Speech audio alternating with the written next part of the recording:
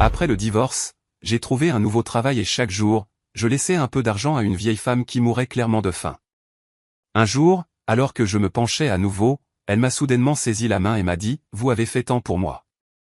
Ne rentrez pas chez vous ce soir. Restez à l'hôtel. Demain, je vous montrerai quelque chose. » Simone Lawson se réveilla au son de son réveil et, pendant quelques secondes, ne put comprendre où elle se trouvait. La moitié vide du lit lui rappela que le divorce avait été finalisé il y a 3 mois. L'appartement t'appartient désormais uniquement à toi, et Darnell a emménagé avec sa nouvelle conquête. À 35 ans, sa vie semblait divisée en un avant et un après.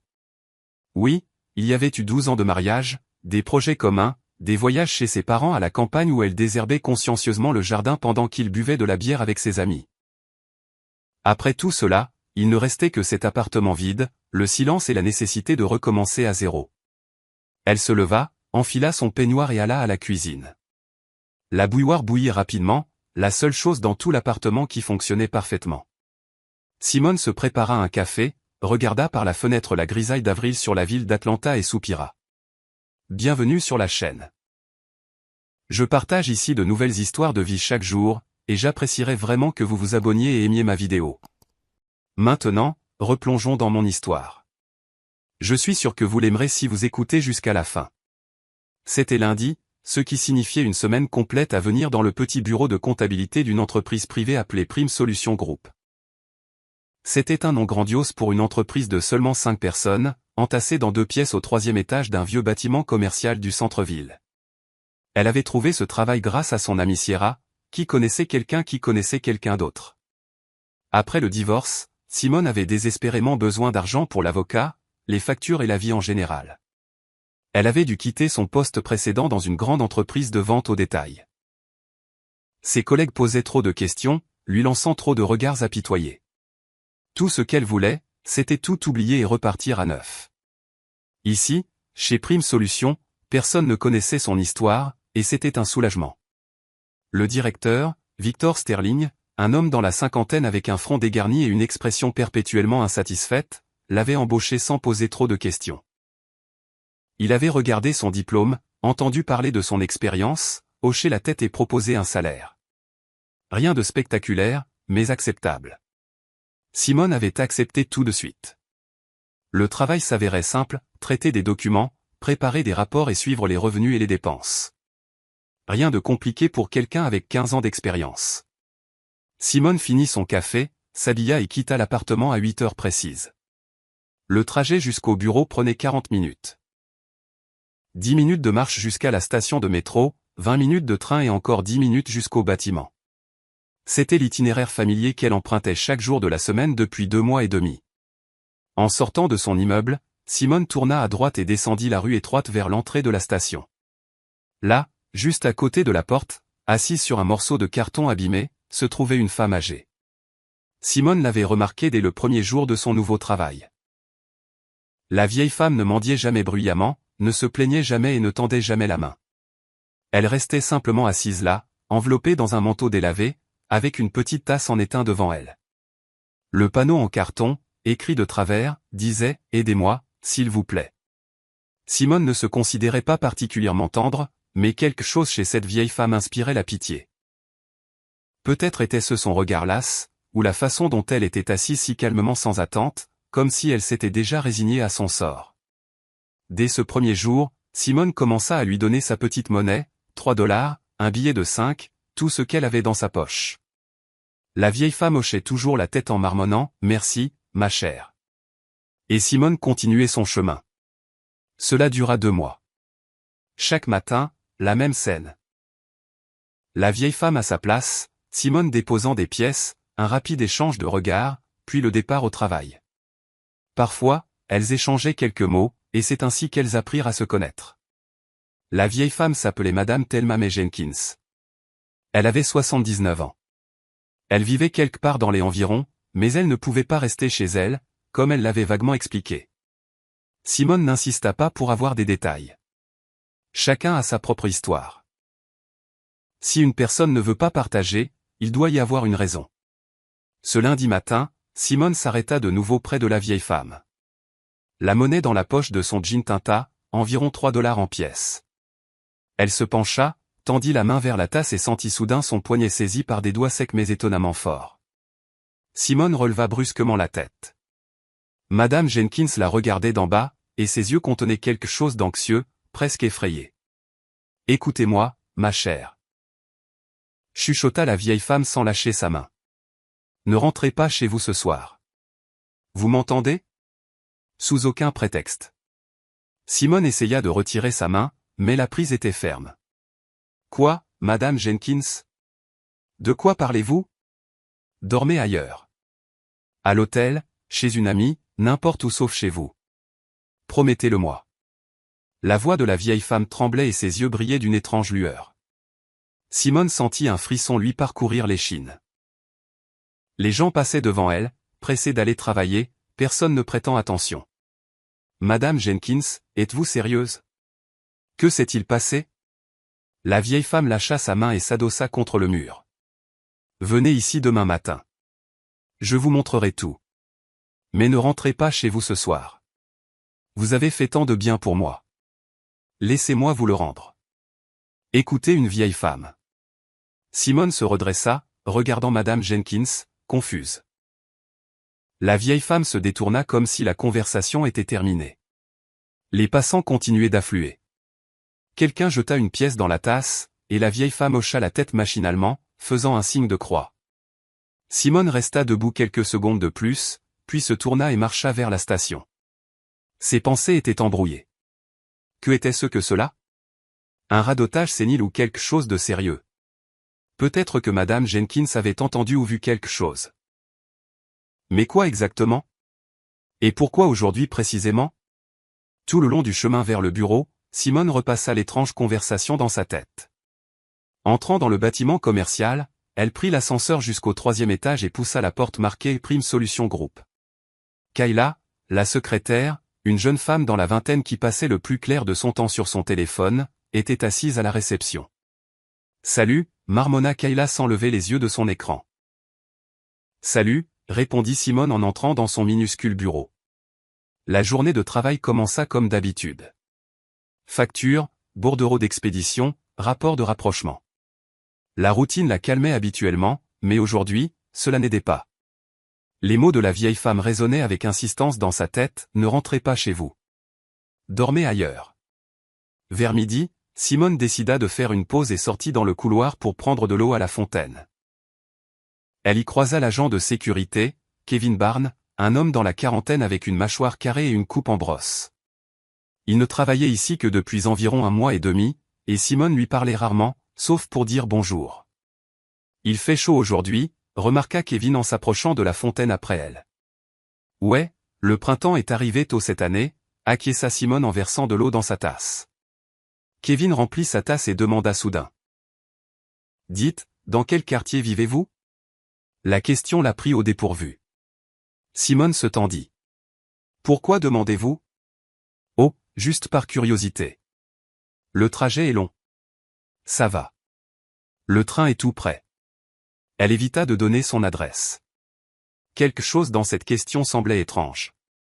Kevin hocha la tête, but son eau et retourna à son poste près de l'entrée.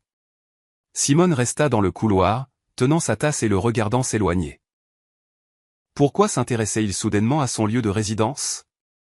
Il ne se parlait presque jamais auparavant, et son intérêt soudain semblait suspect. De retour dans son bureau, Simone essaya de se concentrer sur son travail, mais ses pensées revenaient sans cesse à la conversation matinale avec Madame Jenkins.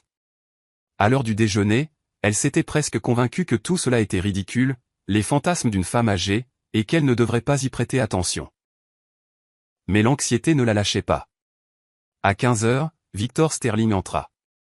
Le directeur avait l'air préoccupé, tenant un dossier de documents. « Simone, j'ai une question pour vous », commença-t-il en tirant une chaise face à son bureau. « Ces factures de mars. Les avez-vous vérifiées » Simone prit le dossier et feuilleta les documents. C'étaient des relevés standards de travaux effectués qu'elle avait traités le mois précédent. « Oui, je l'ai fait. »« Pourquoi ? Qu'est-ce qui ne va pas ? » Il n'y a pas de signature des clients sur 3 des relevés. Les avez-vous vus ? Simone fronça les sourcils, regardant attentivement les documents. Victor avait raison. 3 relevés manquaient de signature client. C'était étrange. Elle vérifiait toujours ce genre de choses. Non, je n'avais pas remarqué ça.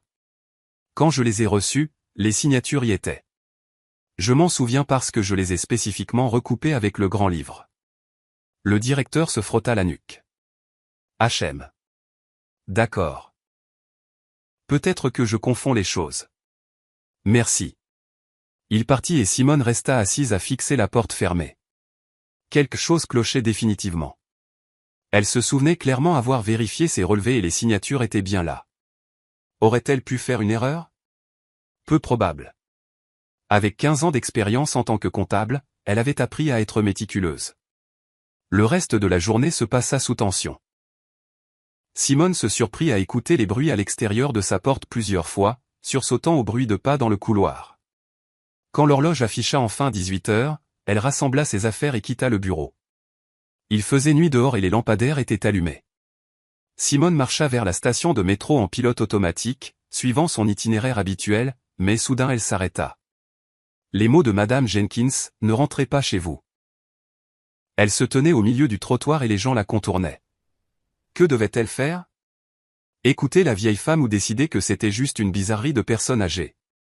Mais il y avait de la peur dans les yeux de Madame Jenkins. Une peur réelle et authentique. Et puis il y avait la question étrange de Kevin sur son lieu de résidence, et l'incident avec les factures manquant soudainement de signature. Simone sortit son téléphone, ouvrit le navigateur et commença à chercher des hôtels bon marché pour long séjour à proximité. Elle en trouva un pas trop loin. Le prix était acceptable. Elle réserva une chambre pour la nuit, paya avec sa carte et marcha jusqu'à l'adresse. L'hôtel était dans un vieux bâtiment sur une rue calme. L'administratrice, une jeune femme endormie aux cheveux roses, lui tendit une clé électronique pour une chambre de 4. Simone monta au 2e étage, ouvrit la porte et vit 2 lits superposés. La chambre était vide. Elle jeta son sac sur le lit du bas, s'assit et fixa le mur. Que faisait-elle? Pourquoi avait-elle écouté une vieille sans-abri? Peut-être aurait-elle dû simplement rentrer chez elle, aller dormir et oublier cette journée étrange. Mais l'anxiété ne la quittait pas. Simone prit son téléphone et envoya un SMS à son amie Sierra, « Je dors ailleurs que chez moi ce soir. Je t'expliquerai plus tard. » Sierra répondit 1 minute plus tard, « Tu as enfin trouvé un homme. » Simone ne répondit pas. Elle s'allongea sur le lit, fixant le plafond. Dehors, la ville grondait. Des klaxons retentissaient quelque part, et elle pouvait entendre les voix des passants. Simone ferma les yeux, essayant de dormir, mais le sommeil ne venait pas. Son esprit tournait en rond. Madame Jenkins, ces mots, la question étrange de Kevin le garde, les signatures manquantes sur les factures. Elle essayait de construire une chaîne logique. Et si tout cela était lié? Et si quelque chose d'illégal se passait au travail et qu'elle l'avait découvert accidentellement? Mais elle ne savait rien. Elle faisait juste son travail, traitait des documents, tenait des registres. Soudain, Simone s'assit sur le lit. Et s'il l'utilisait? Peut-être que des documents frauduleux passaient entre ses mains et qu'elle ne l'avait simplement pas remarqué. Non, c'était fou. Elle était toujours prudente, revérifiant toujours tout. Pourtant, ces factures sans signature, comment avait-elle pu passer si elle les avait vérifiées? Quelqu'un avait dû les échanger. Mais pourquoi? Vers minuit, Simone finit par s'assoupir. Son sommeil fut agité, plein d'images fragmentées. Elle rêva du bureau, de piles interminables de documents, et des mains de quelqu'un changeant les chiffres et les rapports pendant qu'elle avait le dos tourné. Elle se réveilla à un bruit soudain. Son téléphone vibrait sur la table de chevet. Simone le saisit et regarda l'écran. 4 heures du matin. C'était Sierra qui appelait. Allô, marmonna Simone, encore à moitié endormie. Simone, tu es vivante? La voix de Sierra était pleine de panique. Quoi? Bien sûr que je suis vivante. Qu'est-ce qui ne va pas? Ton immeuble est en feu. Les sirènes hurlent. C'est aux infos. Il y a un énorme incendie. Les pompiers sont là. Où es-tu? Simone s'assit dans son lit, son cœur battant frénétiquement. Quoi? Qu'est-ce que tu as dit? Le feu est à ton immeuble, 3e et 4e étage. Étais-tu chez toi? Non, je suis à l'hôtel. Je t'ai envoyé un SMS. Dieu merci. Simone, qu'est-ce qui se passe? Simone ne répondit pas. Elle sortit précipitamment du lit, s'habilla rapidement, attrapa sa veste, laissa la clé électronique sur le bureau et se rua hors de l'hôtel. Elle dévala les escaliers, déboula dans la rue et appela un VTC. Elle donna l'adresse de son immeuble et la voiture fonça à travers la ville nocturne. Tout le long du trajet, Simone regarda par la fenêtre, incapable de croire ce qui se passait. Un incendie dans son immeuble, son étage, et elle était censée être là, dans son appartement au 4e étage. Le chauffeur disait quelque chose, mais elle ne pouvait pas l'entendre. Tout ce qu'elle voyait, c'était le visage de Madame Jenkins et ces mots « Ne rentrez pas chez vous ». La voiture s'arrêta près de son immeuble et Simone vit les gyrophares des camions de pompiers, une foule de gens et de la fumée s'élevant dans le ciel. Elle sortit et s'approcha lentement. Le 4e étage, son étage, était englouti par les flammes. Les pompiers dirigeaient les lances, l'eau se déversait en torrent, mais le feu faisait rage. Simone resta figée, incapable de bouger. Des voisins se blottissaient à proximité. Quelqu'un pleurait. Quelqu'un d'autre était au téléphone. Elle reconnut quelques personnes. Le vieux monsieur Peterson du 5e étage. La jeune famille avec des jumeaux du 2e. Tout le monde était sous le choc. Simone. Quelqu'un appela son nom. C'était Madame Miller, sa voisine du dessous, une femme dans la soixantaine. Tu es sauve. Dieu merci, nous pensions que tu étais chez toi. Non. J'ai passé la nuit chez une amie. Mentit Simone automatiquement. Quelle bénédiction. Ton appartement. Tout est brûlé là-dedans. Chez les Green aussi. Ils sont sortis de justesse. Ils les ont emmenés à l'hôpital avec des brûlures. Simone hocha la tête, sans voix. Son appartement, tout ce qu'elle avait, meubles, documents, vêtements, livres qu'elle collectionnait depuis des années, tout avait disparu. Mais elle était vivante. Si ce n'avait pas été pour Madame Jenkins. Elle sortit son téléphone, les mains tremblantes, et vérifia l'heure. 6 heures du matin, encore tôt. Madame Jenkins avait dit de venir le matin, alors elle devait attendre que le soleil se lève pour aller la voir. La vieille femme avait promis de tout expliquer. Simone s'éloigna de la foule, s'appuya contre un immeuble voisin et ferma les yeux. L'incendie aujourd'hui, son appartement. Ce ne pouvait pas être une coïncidence.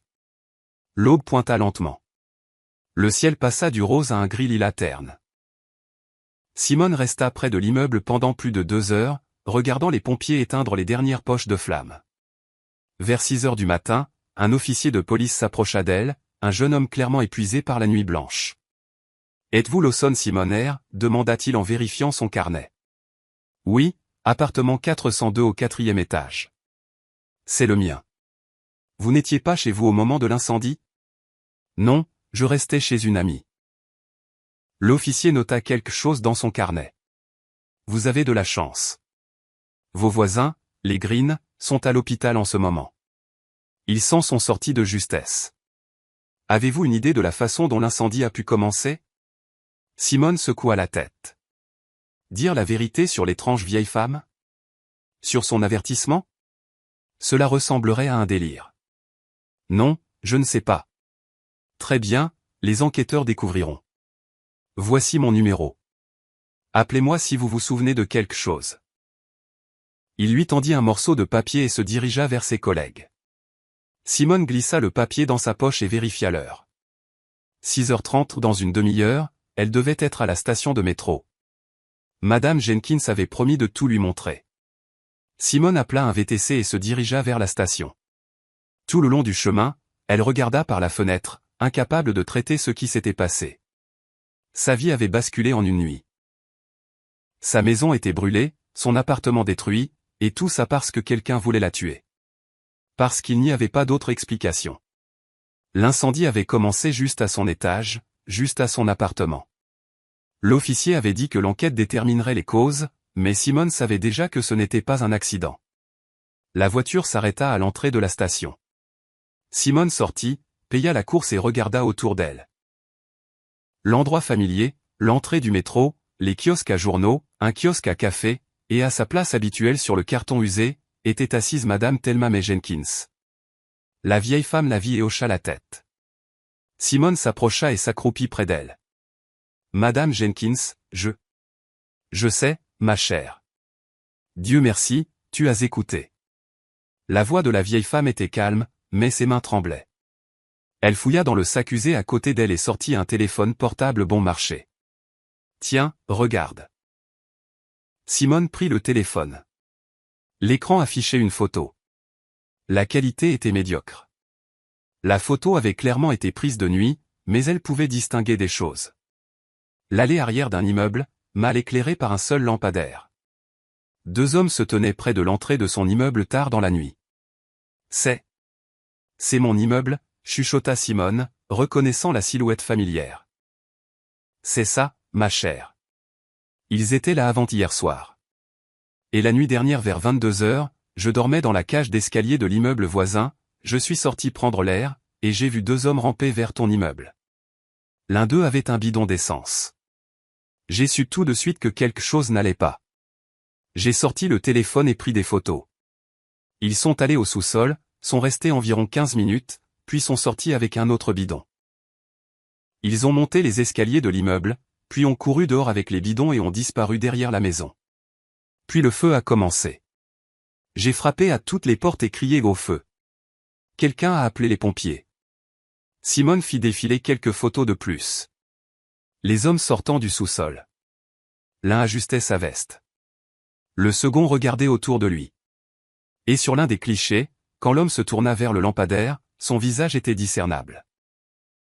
C'était Kevin Barnes, l'agent de sécurité de son bureau. Simone sentit un froid glacial la traverser. Je le connais, réussit-elle à dire. Il travaille comme gardien dans mon entreprise. Madame Jenkins hocha la tête. Je m'en doutais. Il traînait autour de ton immeuble depuis quelques soirs pour une raison. Et il a dit ton nom. Il a dit, ce sera la fin de Simone demain. Tout sera fini. Tu sais quelque chose, ma chère, puisqu'ils ont décidé de se débarrasser de toi. Mais je ne sais rien. Simone serra le téléphone dans sa main. Je suis juste comptable. Je m'occupe des documents. Alors il y a quelque chose dans ces documents. Quelque chose qui ne les laissera pas tranquilles. Réfléchis, ma chère. As-tu vu quelque chose que tu n'aurais pas dû ou poser une question que tu n'aurais pas dû? Simone s'efforça de se souvenir de la conversation d'hier avec Victor Sterling. Les factures sans signature. Elle avait posé des questions à ce sujet et le directeur avait réagi bizarrement. Il avait dit qu'il confondait peut-être. Mais ensuite, la nuit dernière, Kevin portait déjà un bidon d'essence vers son immeuble. Hier après-midi, le directeur a posé des questions sur les factures, dit lentement Simone. Il a dit que 3 des relevés manquaient de signature client. Je lui ai dit que quand je les ai reçus, les signatures y étaient. Il a semblé inquiet et est parti. Voilà. Murmura Madame Jenkins. Il faisait passer une sorte de paperasse frauduleuse par toi. Tu as remarqué l'anomalie, tu as posé des questions, et ils ont eu peur. Ils ont décidé de se débarrasser de toi avant que tu n'ailles voir le fisc ou la police. Simone restait accroupie là, inconsciente des passants. Sa tête tournait. Il l'avait utilisé. Des documents frauduleux étaient passés entre ses mains, et elle n'avait rien remarqué. Mais maintenant qu'elle avait remarqué, c'était devenu dangereux. Que dois-je faire? Demanda-t-elle en regardant la vieille femme. Va à la police. Donne-leur le téléphone. Raconte-leur tout. La preuve photo de l'incendiaire est juste là. Laisse-les régler ça. Et vous? C'est votre téléphone. Oh, ça va, Simone. Je n'en ai pas besoin. C'est un vieux. Je ne peux l'utiliser que pour prendre des photos. Acheté au marché aux puces pour $20. Prends-le. Ça ne me dérange pas. Simone regarda le téléphone dans ses mains, puis Madame Jenkins. Merci. Vous m'avez sauvé la vie. La vieille femme sourit, un sourire édenté. Tu m'as montré de la gentillesse chaque jour, et ça t'est revenu. Va, ma chère. Ne perds pas de temps avant qu'il ne découvre que tu es vivante. Simone se leva, mit le téléphone dans sa poche et se dirigea vers le poste de police le plus proche. Elle se souvenait de l'adresse. Elle avait vu le bâtiment de nombreuses fois en passant devant, à 10 minutes de marche. En chemin, elle appela Sierra, lui dit qu'elle allait bien et promit d'expliquer plus tard. Sierra insista pour la voir, mais Simone promit d'appeler le soir même et raccrocha. Le commissariat de police était logé dans un vieux bâtiment en briques. Simone entra, s'approcha du sergent de bureau, un homme d'âge moyen au visage indifférent. « Je dois déposer une plainte pour tentative de meurtre. » dit-elle fermement. Le sergent leva les yeux vers elle, l'évaluant. « Allez au 3e bureau. Le détective de service est là-bas. » Simone descendit le couloir et frappa à la porte indiquée. Une voix de l'intérieur dit « Entrez ». Le détective se révéla être un homme dans la mi-quarantaine avec des cheveux poivre et sel et des yeux gris perçants. La plaque signalétique indiquait « Détective Marcusset ». « Asseyez-vous », dit-il en montrant la chaise face à son bureau. Simone s'assit et commença à raconter l'histoire de son travail chez Prime Solutions, de Madame Jenkins et son avertissement, de l'incendie et des photos sur le téléphone. Elle parlait calmement, essayant de ne manquer aucun détail. Elle écoutait, posant occasionnellement des questions de clarification et prenant des notes dans son carnet. Quand elle eut fini, il tendit la main. « Montrez-moi le téléphone. » Simone lui tendit le téléphone de Madame Jenkins. Elle examina soigneusement les photos, zoomant sur les images, scrutant les visages. « Vous avez reconnu l'un des hommes? »« Oui, c'est Kevin, l'agent de sécurité de mon entreprise. Je ne connais pas son nom de famille. Il est nouveau. »« D'accord. Je saisis le téléphone comme preuve. On vous donnera une copie du rapport de saisie. Maintenant, rédigez une déclaration complète décrivant toutes les circonstances. Ensuite, je contacterai nos spécialistes. Ils enquêtent actuellement sur votre immeuble. Si l'incendie criminel est confirmé, nous ouvrirons une affaire criminelle. Et l'entreprise? Le directeur? Rien concernant le directeur pour l'instant. D'abord, nous devons prouver l'incendie criminel et établir l'identité des incendiaires. Ensuite, nous remonterons à la personne qui l'a commandité. Nous procéderons prudemment pour ne pas les effrayer. Elle se leva, alla au classeur et sortit un formulaire de déclaration. Écrivez. Ne vous pressez pas, incluez tout ce dont vous vous souvenez. Simone prit le stylo et commença à écrire. Sa main tremblait et les lettres s'estompaient devant ses yeux, mais elle se força à être précise. Elle décrivit comment elle avait obtenu le travail, comment elle donnait de l'argent à Madame Jenkins chaque jour, comment la vieille femme l'avait prévenue. Elle détailla la conversation avec le directeur sur les signatures manquantes et la question étrange de Kevin sur son lieu de résidence. Elle nota l'adresse du bureau, les noms de ses collègues, tout ce qui pouvait être important. 40 minutes plus tard, la déclaration était prête. Elle la lu et hocha la tête. Bon signe ici. Maintenant, où comptez-vous rester? Vous ne pouvez pas rentrer chez vous. Votre appartement a brûlé. Avez-vous de la famille, des amis? Je peux rester chez mon ami Sierra. Excellent. Notez ses coordonnées pour que je puisse vous joindre. Il regarda Simone. Sérieusement. Soyez prudente. S'il découvre que vous êtes vivante, il pourrait réessayer. N'allez nulle part seule ou dans des endroits déserts. Gardez votre téléphone allumé. Appelez la police au moindre signe de danger. Simone hocha la tête, nota le numéro de Sierra et le sien. Elle l'accompagna jusqu'à la sortie, promettant de la contacter dans la journée. En sortant dans la rue, Simone sentit une vague d'épuisement la frapper. Elle avait à peine dormi de la nuit, survécu à un incendie, était au poste de police, et maintenant elle devait décider quoi faire ensuite. Aller travailler? Non, ce serait fou. Victor Sterling et Kevin Barnes attendaient probablement la nouvelle de sa mort. Simone composa le numéro de Sierra. Sierra répondit à la deuxième sonnerie. Simone, enfin.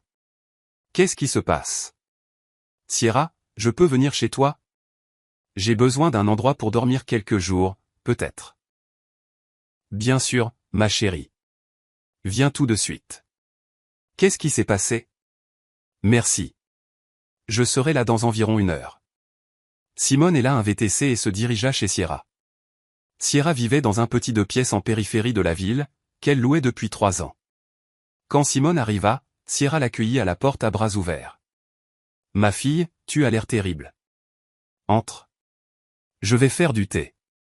Elles s'assirent dans la cuisine. Sierra, une femme rousse aux formes généreuses dans la trentaine, regardait Simone avec inquiétude. Raconte. Simone expira et commença à raconter toute l'histoire, du premier jour chez Prime Solutions à la visite à la police. Sierra écoutait bouche bée, haletant plusieurs fois. Tu es sérieuse? Tu veux dire qu'ils ont essayé de te tuer? On dirait bien. Et maintenant? Peut-être que tu devrais te cacher quelque part.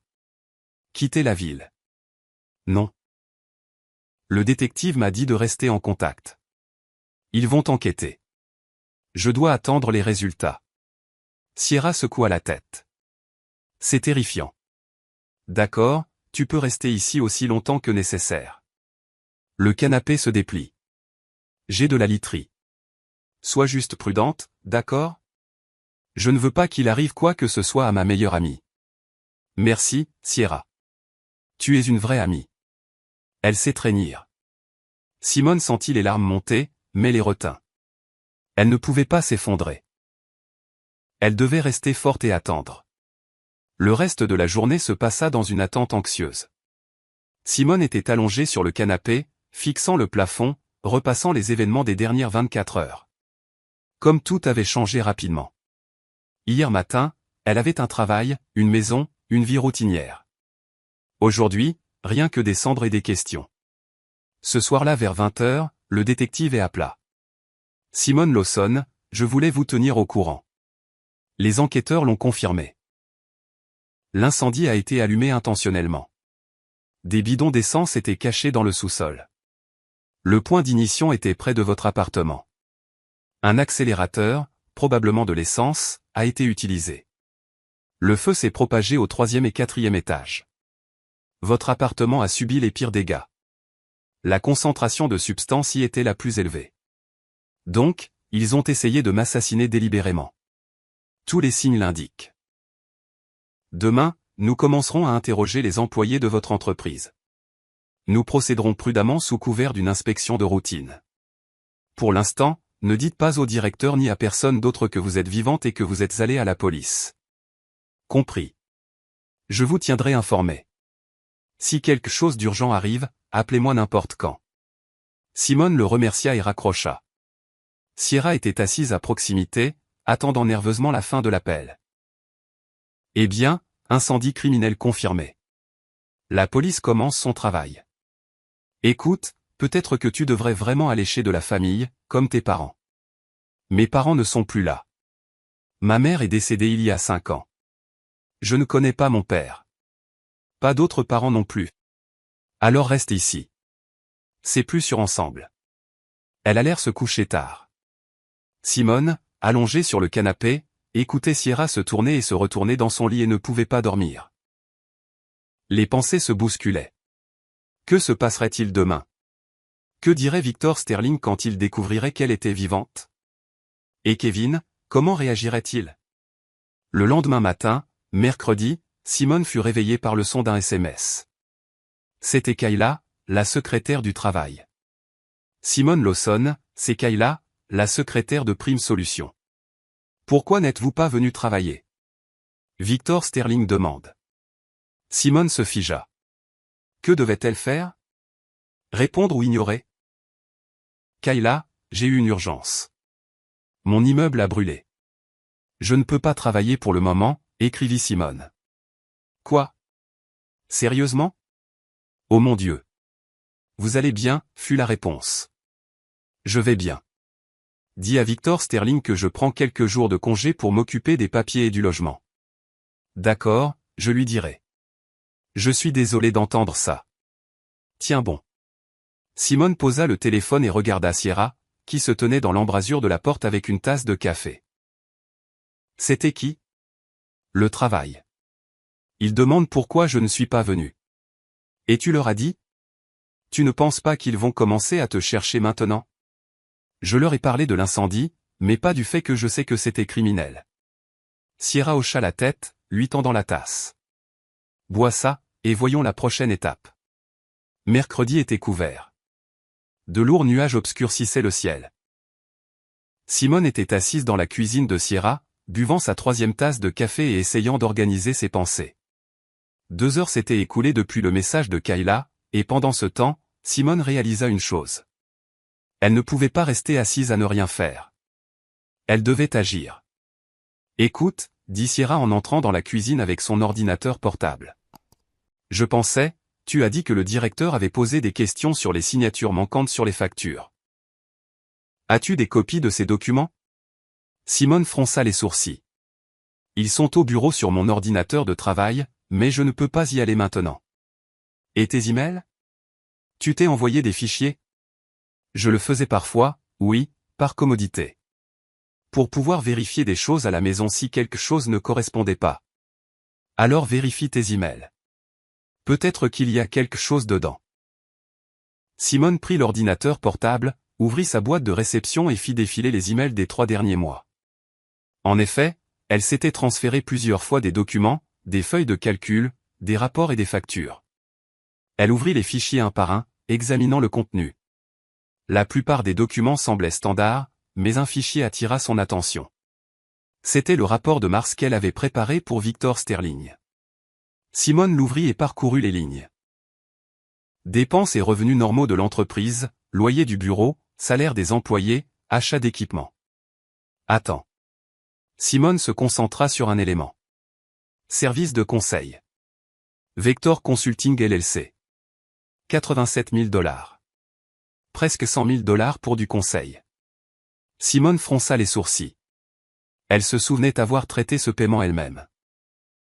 À l'époque, il lui semblait étrange qu'une petite entreprise comme Prime Solutions dépense autant pour du conseil, mais Victor Sterling avait insisté, disant que c'était un partenariat important. Sierra, regarde. Simone tourna l'ordinateur vers son ami. Ce montant, presque 100 000 $ pour une sorte de service de conseil. Ça ne te paraît pas bizarre ? Sierra plissa les yeux, regardant l'écran. Bizarre. C'est suspect.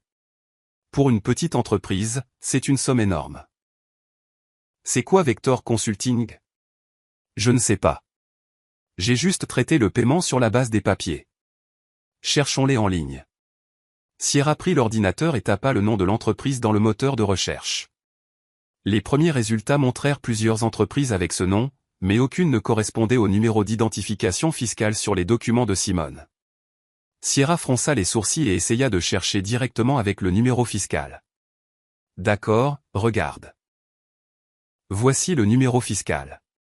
Vector Consulting LLC a été enregistré il y a 2 ans. Adresse légale. Sierra fit une pause, lisant les informations. Un bureau dans un immeuble résidentiel en périphérie. Directeur, un gars nommé Gary Thompson. Type d'activité, service de conseil. Pas de site web, pas de numéro de téléphone listé. Une société écran, conclut Simone. On dirait bien. Regarde, le capital initial est de 10 000 $, le minimum. Pas d'actifs réels. C'est un schéma classique de blanchiment d'argent. L'argent est transféré soi-disant pour des services, mais en réalité, il est juste sorti des revenus de l'entreprise. Simone fronça les sourcils. Donc, il faisait vraiment passer des transactions frauduleuses par elle. Victor Sterling l'avait utilisé comme comptable pour traiter de faux documents, et elle ne s'était doutée de rien. Et quand elle avait commencé à poser des questions sur les signatures manquantes, il avait paniqué à l'idée qu'elle découvre tout le stratagème et avait décidé de se débarrasser d'elle. « Je dois donner ça au détective », dit Simone en sortant son téléphone. Elle appelait. Il répondit immédiatement. Simone Lawson, quelque chose ne va pas ? Détective, j'ai trouvé quelque chose dans mes documents. Un paiement suspect de près de 100 000 $. La société bénéficiaire ressemble à une société écran. Excellent. Envoyez-moi par email tous les documents que vous avez. Je les transmettrai à l'unité des crimes financiers de la police. Laissez-les enquêter. En attendant, continuez à rester où vous êtes. Ne sortez pas inutilement. Restez discrète. Compris. Une chose de plus. Quelqu'un du travail m'a envoyé un SMS. La secrétaire a demandé pourquoi je ne suis pas venu. Et j'ai répondu. Je lui ai parlé de l'incendie, mais je n'ai pas mentionné la police. C'était une erreur. Vous n'auriez pas dû leur répondre. Maintenant ils savent que vous êtes vivante. Mais ce qui est fait est fait. Au moins, laissez-les penser que vous avez survécu et que vous êtes juste sous le choc. Ça nous fait gagner du temps. Nous menons une perquisition au bureau de Prime Solutions ce soir. Nous essaierons de trouver les documents originaux dans l'ordinateur du directeur, et nous arrêterons certainement Kevin. Dès que nous aurons pleinement établi son identité, nous l'arrêterons. Nous travaillons sur les photos maintenant. L'identification est en cours. Simone le remercia et raccrocha. Elle transféra à et tous les fichiers potentiellement utiles de ses emails et ferma l'ordinateur portable. Eh bien, on attend. Demanda Sierra. On attend. Le reste de la journée s'étira d'une lenteur insupportable. Simone allait sans cesse à la fenêtre, regardant la rue, vérifiant son téléphone. Sierra essayait de la distraire, mettant une série, proposant de jouer aux cartes, mais rien n'y faisait. La tension montait à chaque minute. Vers 19h, Kayla appela Simone. Simone Lawson, vous ne croirez pas ce qui se passe ici. Qu'est-ce qu'il y a? Simone fit semblant d'être surprise. La police est arrivée avec un mandat de perquisition. Ils ont tout retourné. Victor Sterling hurle. Kevin Barnes a disparu. Simone Lawson, vous allez bien? Est-ce lié à l'incendie? Je ne sais pas, Kayla. Je suis à l'hôtel en ce moment, je m'occupe des papiers et du logement. Ne t'inquiète pas, ils vont régler ça. Simone raccrocha et regarda Sierra. La perquisition a commencé. Ils sont rapides. Tu penses qu'ils vont trouver quelque chose? Je l'espère. Une demi-heure plus tard, et à plat. Simone Lawson. Bonne nouvelle. Nous avons saisi l'ordinateur du directeur et tous les documents financiers de l'année dernière. L'analyse préliminaire montre que des transactions frauduleuses totalisant environ 500 000 $ ont transité par votre entreprise. L'argent a été canalisé via plusieurs sociétés écrans, dont Vector Consulting LLC. Et Kevin, nous l'avons identifié. Kevin Barnes, déjà condamné pour vol à main armée, libéré il y a 3 ans, et embauché par Sterling comme sécurité. Nous le cherchons maintenant. Il n'était pas à son appartement. Il a été mis sur la liste des personnes recherchées. Donc, il s'est enfui, probablement. Ou Sterling l'a prévenu quand nous sommes arrivés. Mais nous le trouverons. C'est une question de temps. Vous devez encore être prudente. Barnes est dangereux. S'il découvre que vous êtes vivante et que vous témoignez contre lui, il pourrait essayer de s'en prendre à vous. Simone déglutit. Un frisson lui parcourut l'échine. Et Victor Sterling? A-t-il été arrêté? Pas encore. Nous l'avons emmené pour interrogatoire. Il nie tout, dit qu'il ne sait rien des transactions frauduleuses et qu'il a signé les documents sans regarder, vous faisant confiance en tant que comptable. Il me met tout sur le dos. Tactique classique, mais nous avons des preuves qu'il ment. Nous avons trouvé une correspondance sur l'ordinateur de Sterling avec le directeur de Vector Consulting, Gary Thompson. Ils discutaient du schéma de blanchiment d'argent. Nous interrogerons Thompson demain. Je pense qu'il craquera rapidement. Les gens comme ça dénoncent généralement tout le monde à la première menace de prison. Donc, les choses avancent bien. Oui. Continuez à rester en contact. J'appellerai dès que j'aurai des nouvelles. Simone raccrocha et expira. Sierra lui prit les épaules. Tu vois, tout s'arrange. Ils attraperont ce Kevin. Ils mettront le directeur en prison, et tu pourras vivre en paix. Je l'espère, répondit Simone doucement. Elle dormit mal cette nuit-là. Elle fit des cauchemars, Kevin avec un bidon d'essence, les flammes engloutissant l'appartement, ses propres appels à l'aide. Elle se réveilla en sueur froide, s'assit sur le canapé et écouta le silence de l'appartement. Sierra dormait paisiblement. Sa respiration était régulière. Simone enviait son calme. Jeudi matin, elle fut réveillée par un appel. Elle saisit le téléphone et vit le numéro de Hay. Allô, Simone Lawson. Nous avons des nouvelles. Thompson a été arrêté hier soir. Il a avoué. Il a confirmé que Sterling avait organisé le schéma de blanchiment d'argent via des sociétés écrans.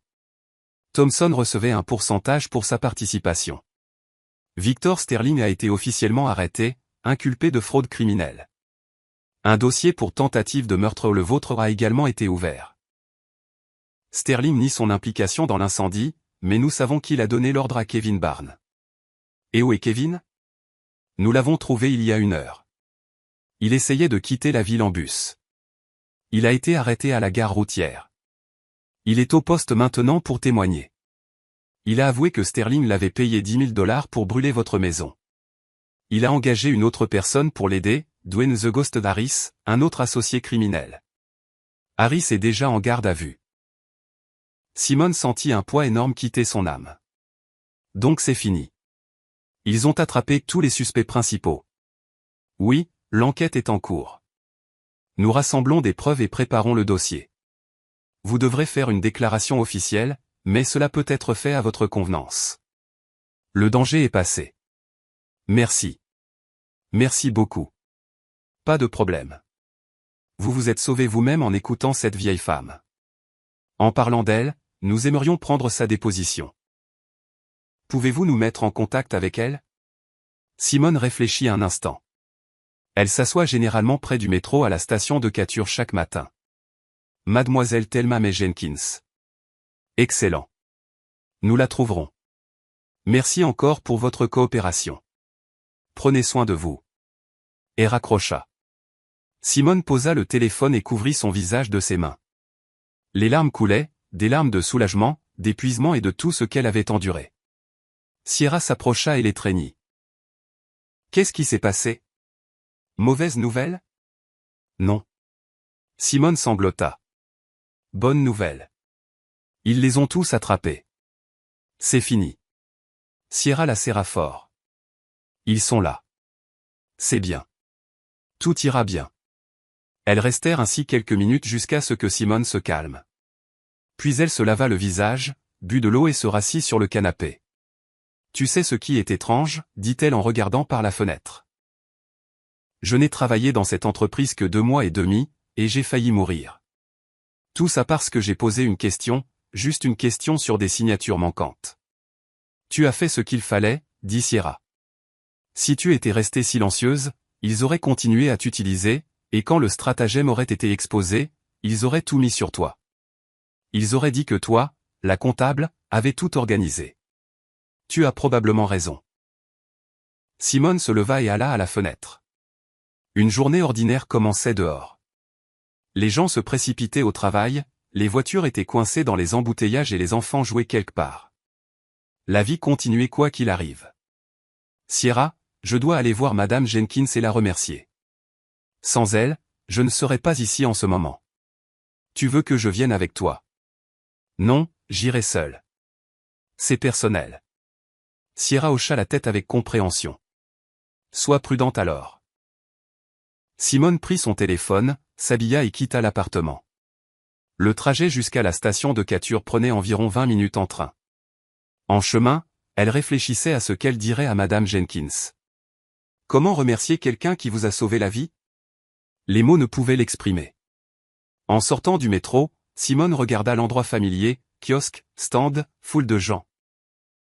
Et là, près du mur sur le carton usé, était assise Mademoiselle Thelma Jenkins dans le même manteau délavé avec la même tasse en étain devant elle.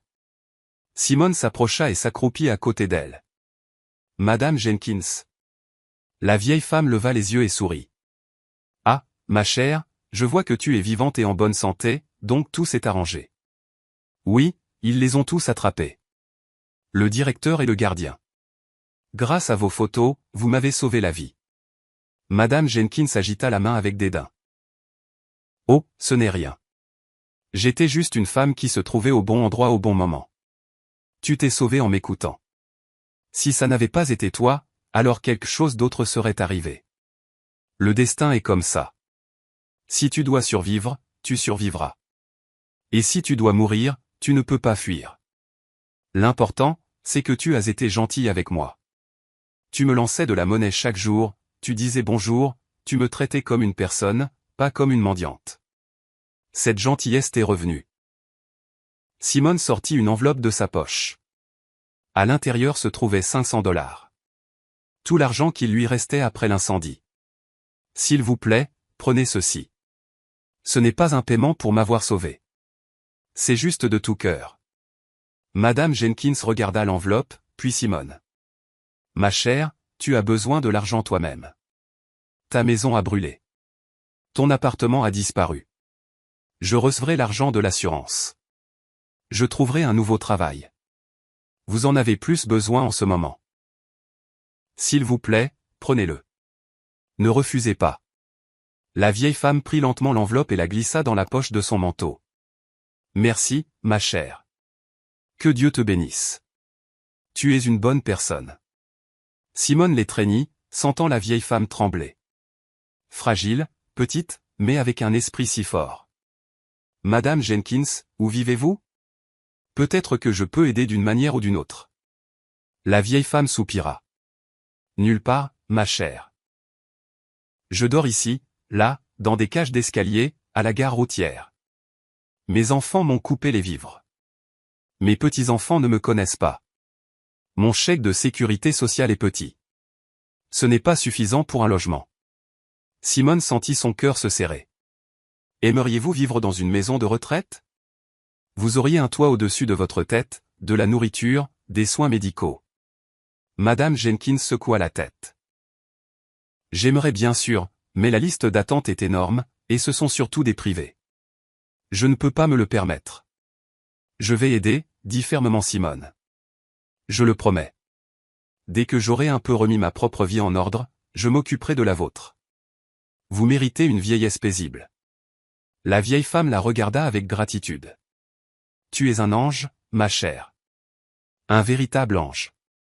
Elles restèrent assises un peu plus longtemps à parler de choses triviales. Madame Jenkins raconta à Simone comment elle s'était retrouvée à la rue. Son mari était mort il y a 10 ans. Ses enfants avaient déménagé à travers le pays et avaient cessé d'aider. Elle avait dû vendre l'appartement pour payer les dettes de son mari. Simone écoutait, pensant à quel point le monde était injuste. Cette femme avait vécu une longue vie, élevé des enfants et fini à la rue. Madame Jenkins, je vous promets que je ne vous abandonnerai pas, dit Simone en se levant. Je reviendrai quand tout sera réglé, et nous vous trouverons un endroit convenable. Va, ma chère, et sois heureuse. Tu es bonne, et la vie te le rendra avec gentillesse. Simone dit au revoir et retourna vers le métro. Son cœur se sentait chaud. Malgré toutes les difficultés, elle était vivante. Les criminels étaient arrêtés. Et maintenant, elle avait un but, aider la personne qui l'avait sauvée. Les 2 semaines suivantes passèrent en un éclair. Simone fit des dépositions au détective, rencontra un avocat et s'occupa de la demande d'indemnisation pour son appartement brûlé. Le processus fut long et épuisant. La compagnie d'assurance exigeait d'innombrables documents, attestations sur l'honneur et évaluation d'experts. Simone conduisait d'un bureau à l'autre plusieurs fois par jour, collectant la paperasse. Elle restait chez Sierra, et son amie ne se plaignait jamais, même si l'exiguïté était perceptible.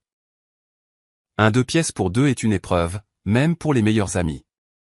Mais Sierra était une battante, faisant des blagues, cuisinant le dîner et essayant de garder le moral de Simone au beau fixe. Le vendredi, 2 semaines après l'incendie, et appela Simone. Simone Lawson, j'ai des nouvelles. L'enquête est terminée. Le dossier a été envoyé au tribunal. Victor Sterling est accusé de fraude et de tentative de meurtre. Kevin Barnes et Dwayne Harris sont accusés de tentative de meurtre et d'incendie criminel. Gary Thompson recevra une peine pour complot de fraude. Tous les accusés sont en détention en attente de leur procès. Quand est le procès? Dans 2 ou 3 mois au plus tôt, vous serez appelés pour témoigner, mais c'est une formalité. Les preuves sont suffisantes. Ils ont tous avoué. Donc, je peux enfin vivre en paix. Oui, la menace a disparu. Au fait, une autre nouvelle. Vous vous souvenez de Madame Jenkins, la vieille femme? Nous avons pris sa déposition. Elle a confirmé qu'elle avait vu les incendiaires et les avait photographiés. Son témoignage a été inclus dans le dossier comme preuve importante. C'est une bonne femme, Madame Jenkins. C'est dommage qu'elle vive dans la rue. J'ai promis de l'aider, dit Simone. Dès que j'aurai remis ma propre vie en ordre, je lui trouverai un logement. C'est admirable. Je pourrais peut-être aider avec les démarches. J'ai des contacts dans un établissement affilié au gouvernement de ce type. Si vous avez besoin de quoi que ce soit, appelez-moi. Simone le remercia et raccrocha. Elle s'assit sur le canapé, tenant le téléphone, et pensa à l'avenir. Et maintenant? Trouver un nouveau travail, louer un appartement. L'assurance couvrirait une partie des pertes, mais pas tout. Elle devait repartir de zéro. Le lendemain, samedi, Simone ouvrit les sites d'emploi, parcourant les annonces pour comptables et envoyant des CV. Le soir venu, elle avait envoyé 10 candidatures. Maintenant, tout ce qu'elle pouvait faire était d'attendre.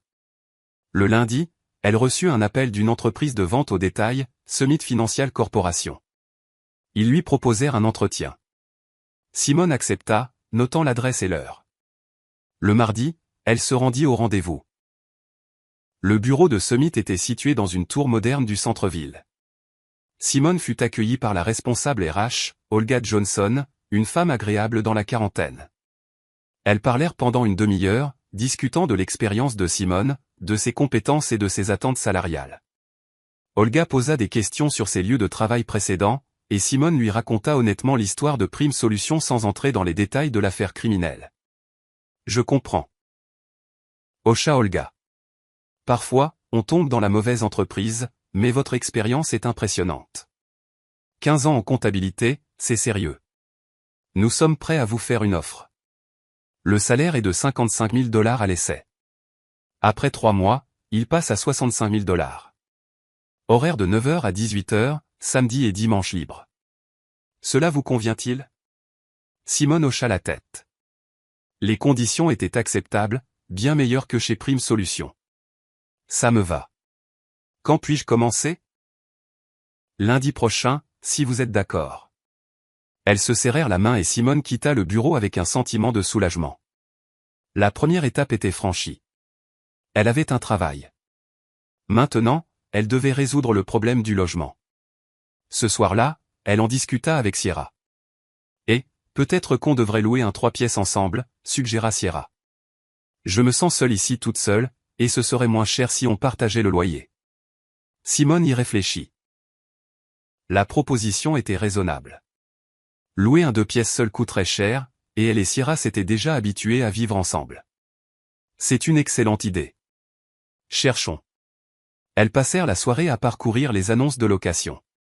Elles trouvèrent quelques options convenables, appelèrent les propriétaires et organisèrent des visites pour le week-end. Le samedi, elles visitèrent 3 appartements. Le premier était trop cher. Le deuxième était en mauvais état, mais le troisième était parfait. Un 3 pièces au 2e étage dans un quartier calme proche du métro. Les meubles étaient simples mais solides. La propriétaire, une femme âgée nommée Madame Dolores Washington, demandait $1 750 par mois, plus les charges. Simone et Sierra échangèrent des regards et acceptèrent. $875 chacune. Tout à fait gérable. Quand emménagerez-vous? Demanda Madame Washington. Demain si nous pouvons, répondit Sierra. Alors signons le bail. Vous payez le premier mois et le dépôt de garantie et vous pouvez emménager. La chose principale pour moi est que vous soyez des gens honnêtes et pas des buveurs. Nous ne buvons pas, l'assura Simone. Et nous garderons l'endroit propre. Elles signèrent le bail, payèrent l'argent et eurent les clés. Le lendemain, elles déménagèrent leurs affaires. Sierra n'avait pas grand-chose. Simone en avait encore moins. Tout avait brûlé dans l'incendie. Mais c'était le début d'une nouvelle vie, et Simone sentait sa vieille confiance revenir chaque jour qui passait. Le lundi, elle commença son nouveau travail. L'équipe de Summit était amicale. Brenda Jean Holloway, la chef comptable, une femme dans la cinquantaine aux cheveux grisonnants et aux yeux bienveillants, fit visiter le bureau à Simone, lui montra son poste de travail et lui expliqua ses tâches. Le travail était exigeant, mais c'était clair et direct. Pas de transactions suspectes, pas de documents frauduleux. Tout était légal et transparent. Simone s'immergea dans le travail, vérifiant les comptes, préparant des rapports et réconciliant les factures. La routine était apaisante. Elle restaurait son sens de la stabilité. Ses collègues étaient accueillants. Personne ne posait de questions inutiles sur son emploi précédent. Après une semaine, Simone sentait qu'elle s'installait. Mais les pensées concernant Madame Jenkins occupaient toujours son esprit. Chaque matin, en passant par la station de Cature, Simone s'arrêtait, saluait la vieille femme et lui donnait de l'argent. Pas de la monnaie comme avant, mais 1 ou 2 billets de $100. Madame Jenkins la remerciait, demandait comment elle allait et exprimait sa joie pour Simone. « Ma chère, tu as déjà tant fait pour moi, disait la vieille femme. Tu n'as pas besoin de me donner plus d'argent. Vis ta propre vie. Madame Jenkins, j'ai promis de vous aider à entrer dans une maison de retraite, et je vais le faire. Ça prend juste du temps. » Simone commença à chercher des informations sur les maisons de retraite de la ville. Il s'avéra qu'il y en avait des publiques et des privées. Les publiques étaient gratuites, mais la liste d'attente était énorme. On pouvait attendre des années. Les privés étaient chers, commençant à 2500 $ par mois. C'était une somme importante pour Simone, mais elle n'allait pas abandonner. Elle se souvint de l'offre de d'aider avec un établissement public et l'appela, lui rappelant sa promesse. Quelques heures plus tard, il rappela Simone et lui donna le numéro de la directrice d'une maison de retraite en périphérie de la ville. L'établissement s'appelait les Jardins de la Sérénité. Simone s'y rendit et rencontra la directrice, Angela Stone, une femme énergique. La maison semblait propre et bien entretenue. Les chambres étaient lumineuses et la salle à manger sentait la pâtisserie fraîche. Les résidents âgés étaient assis dans la salle commune, regardant la télévision et jouant aux dames. « Nous avons une place, dit Angela. Une chambre individuelle. Vous pouvez amener votre protégée pour une visite. Laissez-la voir à quoi ça ressemble. » Simone organisa cela, et le lendemain elle amena Madame Jenkins au jardin de la Sérénité. La vieille femme entra timidement dans le bâtiment, regardant autour d'elle. Angela leur fit visiter les étages, montrant la chambre destinée à Madame Jenkins. Elle était petite mais confortable. Un lit, une commode, une table de chevet, une télévision et une fenêtre donnant sur le jardin. « Vous vivrez juste ici, dit Angela. Repas 3 fois par jour dans la salle à manger. Une infirmière de garde 24h24. Un médecin fait des tournées chaque semaine. » Madame Jenkins se tenait au milieu de la chambre, des larmes coulant sur ses joues ridées. « Ma chère, c'est comme un rêve. Je n'aurais jamais pu imaginer quelque chose comme ça. » Simone passa son bras autour de ses épaules. « C'est réel, Madame Jenkins. Vous méritez une vieillesse paisible. » La vieille femme renifla et s'appuya contre Simone. « Tu es un ange, un véritable ange de Dieu. Comment pourrais-je jamais te rembourser? Vous m'avez déjà remboursé. Vous m'avez sauvé la vie. Maintenant c'est mon tour de vous aider. » Elles retournèrent au bureau d'Angela et remplirent les papiers. Madame Jenkins pouvait emménager aujourd'hui même. « Je n'ai pas d'affaires, dit la vieille femme. Juste ce que je porte. »« Ce n'est pas grave, répondit Simone. Nous achèterons tout ce dont vous avez besoin. Vêtements, chaussures, articles de toilette. Nous allons faire les magasins tout de suite. » Elles passèrent le reste de la journée à acheter des choses. Simone acheta à Madame Jenkins 2 tenues, un peignoir chaud, des chaussons, une brosse à dents, du savon, du shampoing et des serviettes. La vieille femme était embarrassée, disant que c'était trop, mais Simone n'écoutait pas. Elle pouvait voir les yeux de Madame Jenkins briller de bonheur, et c'était la meilleure récompense. Le soir venu, elles retournèrent au jardin de la Sérénité. Madame Jenkins prit une douche, la première depuis de nombreux mois, et se changea pour mettre des vêtements neufs avec l'aide d'une infirmière.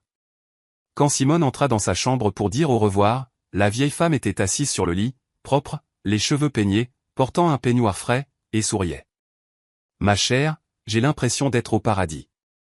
Je n'arrive même pas à croire que c'est réel. »« C'est réel, Madame Jenkins. Vivez paisiblement et reprenez des forces. Je viendrai vous voir. Tu es si gentille. Tu sais, j'ai toujours cru que la gentillesse revenait. Quand je me suis retrouvée à la rue, j'ai cru que j'avais tort. Mais non, tu m'as prouvé que j'avais raison. La gentillesse revient toujours, juste pas tout de suite. » Simone embrassa la vieille femme sur sa joue ridée et quitta la chambre. En rentrant chez elle, elle pensa à la façon étrange dont tout s'était passé. Il y a 2 mois, elle était une femme divorcée malheureuse travaillant pour une entreprise douteuse, joignant à peine les 2 bouts. Puis vint l'incendie. Elle faillit mourir et perdit son appartement.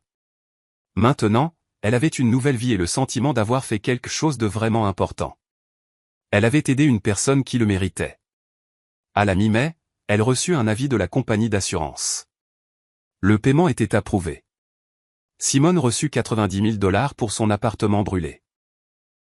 C'était nettement moins que la valeur marchande, mais c'était quelque chose. Simone déposa l'argent et commença à planifier. Elle décida d'économiser une partie de l'argent pour l'avenir en cas de dépenses imprévues. Elle dépenserait le reste pour des meubles et l'aménagement de l'appartement qu'elle partageait avec Sierra. 3 semaines plus tard, Simone retourna à la maison de retraite pour visiter Madame Jenkins. La vieille femme était assise près de la fenêtre regardant le jardin. En 3 semaines, elle avait visiblement changé. Son visage était plus frais et ses yeux pétillaient. Elle avait pris du poids et semblait plus jeune. « Madame Jenkins, je vous ai apporté un gâteau et du bon thé. » La vieille femme se tourna et regarda Simone avec de grands yeux. « Ma chère, merci. Je t'attendais. Comment vas-tu? J'ai reçu le paiement de l'assurance pour l'appartement. J'ai un nouveau travail. Vous êtes nourrie, au chaud et en sécurité. Que pourrais-je demander de plus? » Madame Jenkins pleura. Simone l'étreignit, caressant ses cheveux gris. « Ne pleurez pas. Tout va bien. Vous méritez cette vie paisible. Ma chère, je ne sais pas comment te remercier. Tu as restauré ma foi en les gens. Je pensais que le monde était cruel, que personne ne se souciait de personne. Mais tu m'as montré que ce n'est pas vrai. Le monde est divers, Madame Jenkins. Il y a de mauvaises personnes comme Sterling et Barnes, mais il y a de bonnes personnes comme le détective et, comme Sierra. L'important est de ne pas perdre la foi. » Elles restèrent assises ensemble encore 1 heure, buvant du thé avec du gâteau et parlant de la vie. Madame Jenkins raconta des histoires sur sa jeunesse, son mari et ses enfants. Simone écoutait, se sentant réchauffée par les histoires. La vieille femme avait vécu une longue vie pleine de joie et de peine. Mais à la fin de son voyage, elle avait trouvé la paix. Avant de partir, Simone dit, « Madame Jenkins, ne vous inquiétez de rien. Je continuerai à venir comme je l'ai promis. Ma chère, tu en fais trop pour moi. Tu as ta propre vie, tes propres projets. Madame Jenkins, vous m'avez sauvé la vie. Ce n'est pas quelque chose qu'on oublie. Et d'ailleurs, ce n'est pas difficile pour moi. Le travail est bon. Le salaire est décent. Je peux me permettre d'aider quelqu'un qui le mérite. » La vieille femme pleura encore, mais c'était des larmes de gratitude et de bonheur. En novembre, Simone reçut un appel inattendu. C'était l'avocat de Victor Sterling. « Simone Lawson. Mon nom est Michael Yarrow. Je représente les intérêts de Victor Sterling. Il aimerait vous rencontrer. » Simone fut déconcertée. « Me rencontrer? Pourquoi? Il veut s'excuser. Je comprends que c'est une demande étrange, mais mon client insiste. La rencontre aurait lieu au centre de détention en présence de garde. Il n'y a aucun danger pour vous. » Simone y réfléchit. Une partie d'elle voulait refuser. Pourquoi devrait-elle voir l'homme qui avait essayé de la tuer? Mais une autre partie était curieuse. Que voulait-il dire? D'accord, je viendrai. Quand? Ce samedi à 14 h. Je vous enverrai l'adresse et le laissez-passer visiteur. Le samedi, Simone se rendit au centre de détention, un bâtiment sinistre en périphérie de la ville, au grillage, fils barbelé. Elle passa la sécurité et fut conduite au parloir, un petit espace avec 2 chaises de part et d'autre d'une table, séparées par une vitre épaisse. Quelques minutes plus tard, Sterling fut amené. Il avait beaucoup changé en 6 mois. Il avait perdu du poids, vieilli, et ses cheveux étaient complètement gris. Il s'assit en face de Simone et décrocha le combiné. La conversation n'était possible que par ce biais. « Bonjour, Simone Lawson, dit-il doucement. « Bonjour, répondit Simone froidement. Merci d'être venu. Je voulais m'excuser. Je sais que ça ne change rien, mais j'avais besoin de le dire. J'avais tort. J'ai fait des choses terribles. J'ai essayé de vous tuer pour couvrir mon crime. C'est impardonnable. C'est un lourd fardeau sur mon cœur, et cela ne me laisse pas de repos. » Simone resta silencieuse, le regardant. « Pourquoi avez-vous fait ça ?» demanda-t-elle finalement. « Pourquoi aviez-vous besoin de ce stratagème avec les sociétés écrans ?» Sterling baissa les yeux. « Les dettes. J'avais des dettes énormes. J'ai contracté des prêts pour démarrer l'entreprise, mais ça a échoué. Les agents de recouvrement ont commencé à me menacer. J'ai paniqué et j'ai commencé à chercher des moyens de gagner de l'argent rapidement. Thomson a proposé le schéma de blanchiment. Je transférais de l'argent à ces entreprises. Ils me rendaient l'argent liquide, en prenant un pourcentage. C'est comme ça que je sortais l'argent des revenus de l'entreprise, payais les dettes. Je vous ai utilisé parce que vous étiez nouvelle et ne connaissiez pas tous les détails. Je pensais que vous ne remarqueriez pas. Mais vous avez remarqué.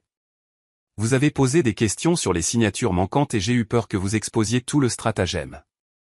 J'ai décidé de me débarrasser de vous. J'ai engagé Barnes. C'était mon erreur. Une énorme erreur impardonnable. Vous avez essayé de me tuer, dit Simone fermement. Me brûler vive. Si ce n'avait pas été pour Madame Jenkins, je serais morte. Je sais. J'y pense tous les jours. Je ne demande pas le pardon. Je ne le mérite pas. Je voulais juste que vous sachiez que j'ai honte. Je réalise ce que j'ai fait. 8 ans de prison, c'est une punition juste, peut-être même trop peu. Simone le regarda et sentit sa colère s'évacuer. Assis devant elle n'était pas un méchant, mais un homme brisé qui avait fait une terrible erreur et payait maintenant pour cela. Je ne peux pas vous pardonner, dit-elle. Mais je vois que vous vous repentez. J'espère que ces années vous apprendront quelque chose. Elles m'apprendront. Je réparerai ma faute pour le reste de ma vie. Merci d'avoir écouté. Simone raccrocha le combiné et quitta la pièce. Dehors, elle prit une profonde inspiration d'air frais. La rencontre avait été difficile, mais nécessaire. Maintenant, elle pouvait mettre un point final à cette histoire et avancer sans amertume ni colère. Décembre apporta la première neige. La ville se transforma, décorée de guirlandes et d'arbres de Noël. Simone et Sierra installèrent un petit sapin dans l'appartement et accrochèrent des guirlandes. La veille du Nouvel An, Simone alla au jardin de la Sérénité pour souhaiter de joyeuses fêtes à Madame Jenkins et lui donner un cadeau. Un plaid chaud et une boîte de chocolat. La vieille femme l'accueillit d'humeur festive. « Ma chère. Bonne année. Je suis si contente de te voir. » Elles s'assirent dans la chambre, burent du thé et parlèrent de leurs projets pour la nouvelle année. Madame Jenkins dit que la maison de retraite préparait un concert de vacances et qu'elle chanterait dans la chorale. « Tu sais, ma chère, je regarde cette dernière année de ma vie comme la plus heureuse, dit-elle. Même si avant, j'étais sans abri, affamée et j'avais froid. Mais tu es apparu, et tout a changé. Tu m'as montré que le monde n'est pas aussi cruel que je le pensais. Qu'il y a des gens gentils qui aident simplement avec le cœur. Vous m'avez aidé aussi, Madame Jenkins. Vous m'avez sauvé la vie sans attendre de récompense, juste parce que j'étais gentil avec vous. Vous voyez comment ça marche? La gentillesse revient. La vieille femme hocha la tête en souriant. Oui, ma chère. Elle revient toujours. Je le savais toute ma vie, mais dans ma vieillesse, j'en ai douté, et tu m'as rappelé cette vérité. Simone l'étreignit, et elles restèrent là à regarder la neige tomber par la fenêtre. La ville se préparait pour la fête. Les lumières scintillaient dans l'obscurité, et les gens se dépêchaient de rentrer chez eux avec des cadeaux. Et quelque part dans ce grand monde, 2 personnes, une jeune femme et une âgée, avaient trouvé la famille qu'elles n'avaient pas. Quelques jours plus tard, juste après les vacances du Nouvel An, Angela Stone appela Simone. « Simone, j'ai des nouvelles. Tu te souviens que je t'ai parlé de la fille de Madame Jenkins, Candace? Elle est passée hier. Elle est venue? Pourquoi? Elle a dit qu'elle avait changé d'avis. Elle veut réparer sa relation avec sa mère. Elle a apporté des cadeaux, s'est excusée et a pleuré. Madame Jenkins ne voulait initialement pas la voir, mais ensuite elle a accepté de parler. Comment cela s'est-il passé? C'était difficile. Elles ont parlé pendant environ 2 heures. Candace a expliqué qu'elle avait été égoïste, qu'elle avait honte de son passé et qu'elle réalisait son erreur. Madame Jenkins a écouté et pleuré. À la fin, elles se sont réconciliées. Candace a promis de venir chaque mois et a même proposé de ramener sa mère chez elle, mais Madame Jenkins a refusé. Elle a dit qu'elle était heureuse ici et ne voulait pas partir. Simone sourit. Donc, Madame Jenkins avait un autre système de soutien dans sa vie. Sa fille était revenue. Peut-être que son fils reviendrait à la raison un jour aussi. C'est une merveilleuse nouvelle, Angela. Je suis si heureuse pour Madame Jenkins. Elle m'a demandé de te dire qu'elle veut vraiment que tu continues à venir. Elle dit, tu es comme une fille pour elle. Bien sûr, je continuerai à venir. Absolument. Simone raccrocha et réfléchit. L'histoire s'était bien terminée pour tout le monde. Les criminels étaient punis. Madame Jenkins avait trouvé la paix et s'était réconciliée avec sa fille, et Simone elle-même avait trouvé un nouveau travail, une nouvelle maison et un nouveau sens à sa vie.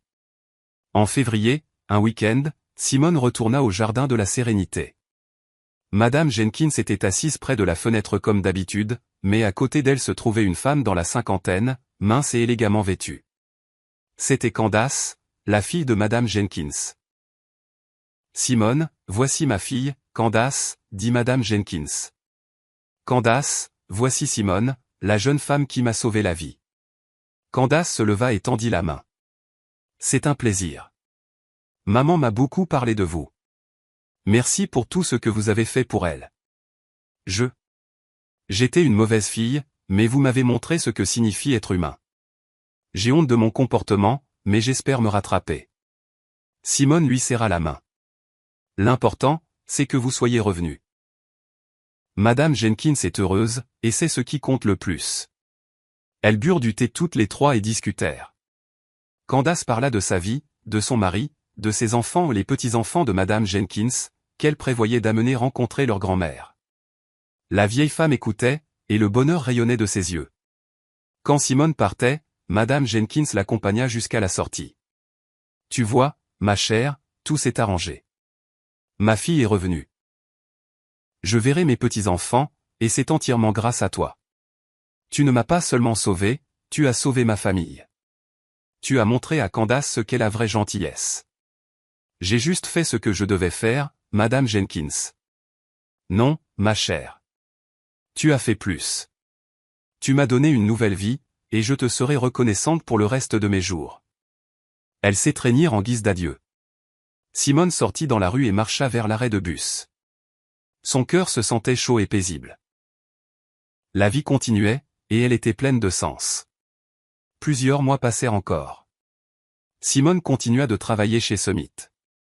Brenda Jean Holloway l'a promue. Elle était maintenant comptable senior. Sierra trouva un petit ami et elle et Simone discutèrent de la possibilité que Sierra emménage avec lui, mais elles décidèrent de ne pas se précipiter.